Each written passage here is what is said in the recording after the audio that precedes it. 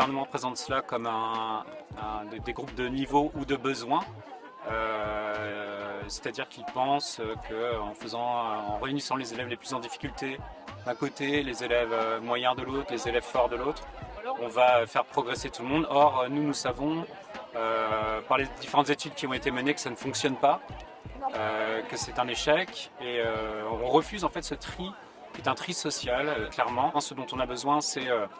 de ponctuellement aider les élèves sur une difficulté qu'ils peuvent rencontrer en français, sur une notion qui est difficile pour eux en mathématiques, et de leur proposer 1 heure, 2 heures dans la semaine pour les aider à raccrocher justement le groupe classe.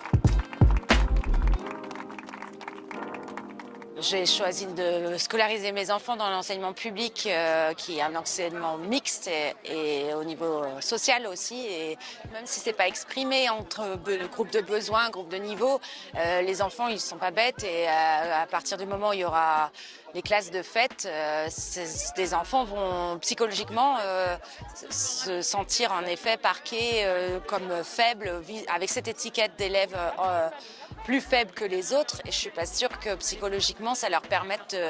surmonter leurs difficultés ou de se lancer dans une motivation d'apprentissage.